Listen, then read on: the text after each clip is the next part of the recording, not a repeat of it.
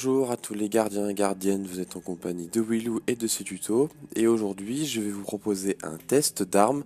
Il s'agit du fusil impulsion Marelle des Pèlerins. Donc c'est un fusil impulsion de l'épreuve que j'ai réussi à obtenir en activant un contrat de chaque, celui de la semaine d'ailleurs, du choc.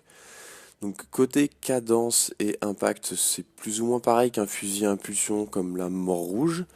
Pour la portée, ça reste correct. Pour la stabilité, ça va, mais il faut mettre cadre à broche et vous allez voir pourquoi. Pour les viseurs, moi j'ai joué avec tir rapide. De toute façon, vous allez le voir sur les vidéos. C'est un petit peu comme un point rouge, mais en version mire. Et franchement, c'est pas dégueulasse de jouer avec ça. Nous avons chasseur de tête sur cette arme. Donc, est-ce que c'est de base? Je sais pas. Mais plus d'une fois, j'ai vu chasseur de tête sur cette arme à chaque fois qu'elle est tombée. Et je l'ai eu avec rafale illimitée.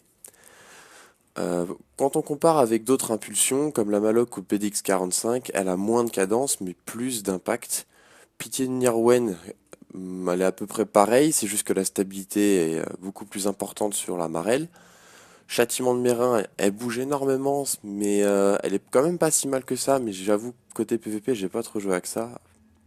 En mort rouge, elle a un peu plus d'impact. Et pour le dernier impulsion, elle a moins de cadence, mais plus d'impact. Et la Marelle des Pèlerins, elle tape à peu près à 30 dans la tête. Avec son chasseur de tête, vous pouvez monter jusqu'à 32 dans la tête. Et dans le corps, vous tapez à peu près à 20. Donc pourquoi est-ce que je vous fais un test d'armes? Parce que tout simplement, j'aime bien tester un petit peu toutes les armes. Et je vous avoue que cette arme-là m'a laissé un petit peu sans voix. En l'espace de 2 voire 3 rafales, si vous calez tout dans la tête, le gardien il est... En face, il est mort. Oui, vous allez voir la vitesse où les gardiens perdent leur vie, c'est assez impressionnant.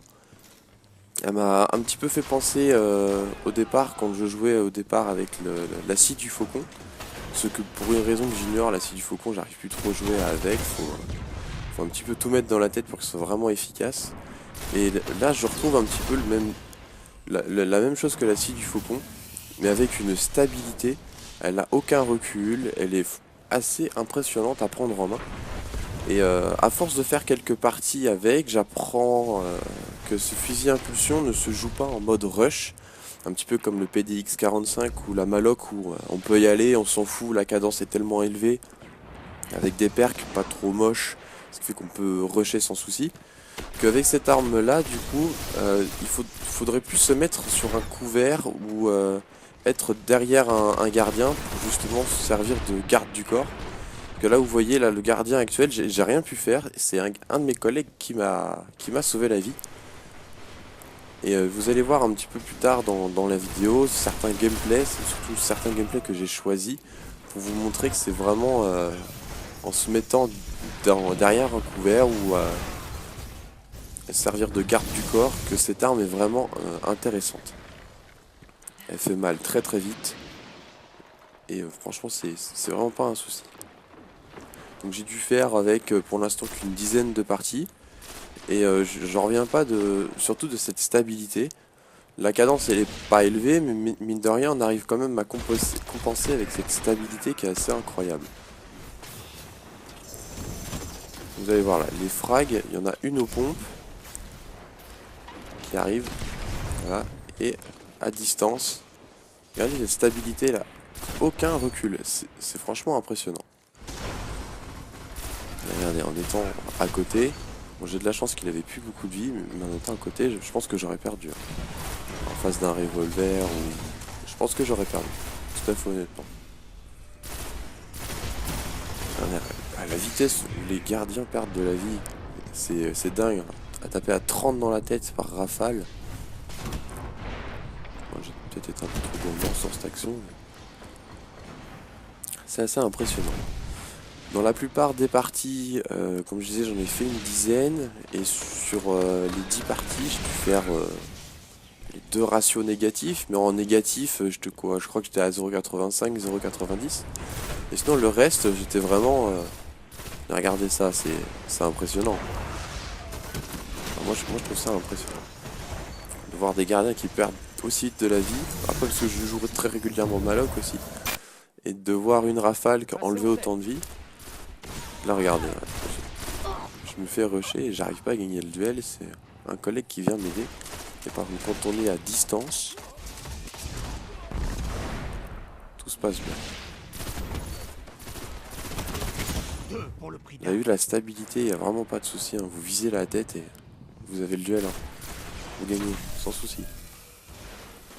Bref, ouais, évidemment, si en face, après, vous avez des gardiens qui visent assez bien. Mais vous avez vu, avec la portée, on tape quand même à 29 à sexte portée. C'est intéressant. Vraiment une arme intéressante. Après, il faut éviter le rush. Il faut vraiment surtout être vers l'arrière.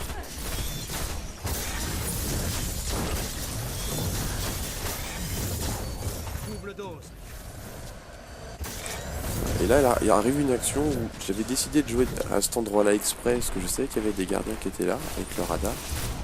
Et bon, il y avait une Nova, c'est pas de chance, mais là, si vous avez vu, il y avait 2-3 gardiens. Je pense que j'aurais pu leur faire très très mal. Je pense que j'étais bien placé pour faire quelque chose d'intéressant. Et bon, la Nova, elle m'a donné l'avantage. Voilà, une rafale. Le deuxième aussi un petit peu facile.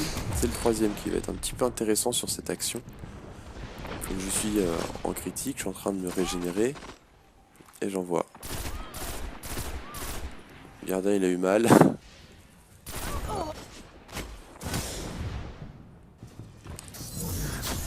Vraiment une arme assez intéressante. C'est pour ça que je voulais faire un petit test de cette arme.